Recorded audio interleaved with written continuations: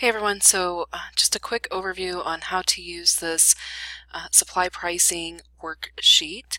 So you have downloaded the sheet from the discussion board in the week 3 module, and then once you have it saved, you can open it up, and a couple of things that you are directed to do. One is to change the name of the vendors that are in here from vendor 1, vendor 2, and vendor 3 to the vendors that are using.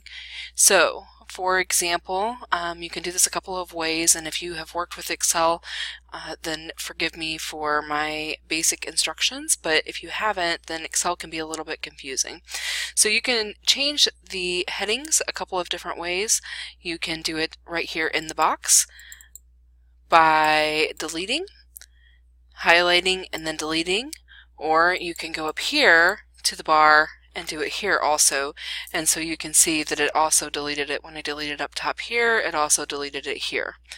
So back up here, let's say I am going to look for office supplies at Office Max.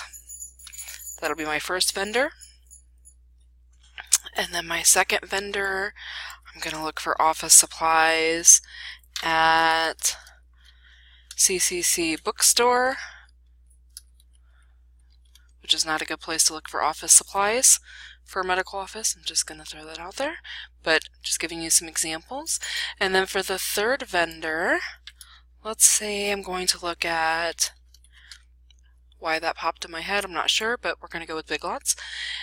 So you want to replace the names of the vendors, and then basically you're just going to go through. So go to Office Max website and then look up the cost of a stapler.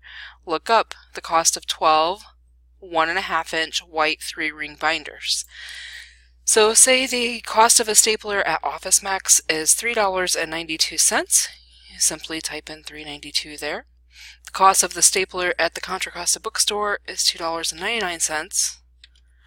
And then the cost of the stapler at Big Lots is $4.29.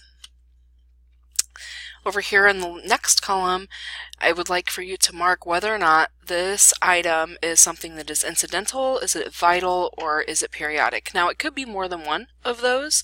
A stapler is pretty vital to the front office, but it isn't vital by way of life-altering things. So usually staplers are incidental. They last for a number of years, and so if a stapler broke, you probably can get away with buying this one just once and then not have to really worry about replacing it anytime soon after that.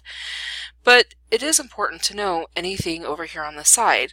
Like, for example, even though the Big Lots stapler is $4.29, it does have a 1-year warranty on it. So if it does break in the next year, you can get it replaced for free. So those are some things that you may want to know over here on the side when you are going through these supplies. You can find that information generally by clicking through the information tabs on the bottom of the item descriptions on the individual vendor websites. So that's kind of it, how the spreadsheet works. Now when you get down to the bottom, you're going to put in total shipping costs, because what I would like for you to do is to save a cart, and I will show you that in just a moment. But you're going to put in total shipping costs, so give me just a second and I'll flip over to the cart. Okay, I flipped over to an Office Max cart and I just put a bunch of random stuff in here. Trash cans, envelopes, stamps, paper, index dividers, clipboards, a bunch of random things. So a couple of things: when you have finished putting all of the items from the list into your cart, you need to do a couple of things. You can print. Let me change the zip code. That's one thing you do need to do, is change the zip code to the school zip code. So 94806, and click Save, because that will update the shipping. I have a little coupon things pop up, so sorry about that. And then you can print your cart a couple of different ways. So you need to make sure that I have a screenshot or a printed version of your cart complete with shipping totals uploaded to the assignment, to the discussion board. So you can do this a couple of different ways. You can print it the whole thing and then scan it and upload it. I have the option, and I don't know that you do, but I have the option to change my destination to save anything that I print as a PDF. And so if you want to do that, you can do that as well and then upload the PDF. Or if you don't like either of those options, you can simply do screenshots and paste them piece by piece into a Word document. So basically copy the whole entire thing all the way down to the bottom, copy it, and then paste it into a Word document. So you can do that as well. So a couple of things that we want to look at when you're looking at your cart. You're going to want to look at tax, and because that will be included in the total, so make sure that the tax is already included in the total and that it's not being added later. If it is going to be added later, then you want to add it in to your total somewhere. And then also delivery. Office Max delivers for free over a certain amount, and many places do, so if there's no delivery fee, then we can put 0 in there. But if there's a delivery fee associated, then we want to make sure we add that into the spreadsheet.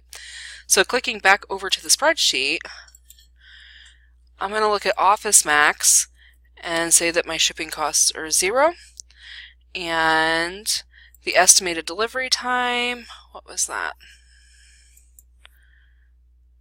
It, I think, was,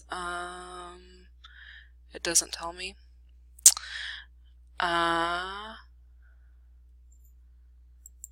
Maybe if I try.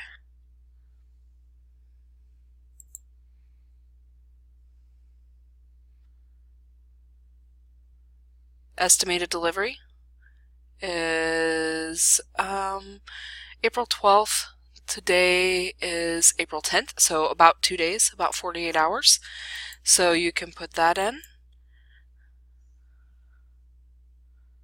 Whoops, let me get back over to where I gotta go. Too many tabs open. So 2 business days. So if you can find that information, put that there. And then once you've completed this whole entire worksheet, whichever vendor it is that you have chosen, you want to put an X in that slot so I know that that's the one that you've chosen. Now, for each of these vendors, you need to make sure, again, that you are uploading the whole entire cart, tax and shipping included, so that I can see where your pricing came from. And that's about it. Once you're all done, you want to make sure that you save and then upload that along with your 3 carts to the discussion board and then answer the questions that are outlined in the discussion board. Thanks.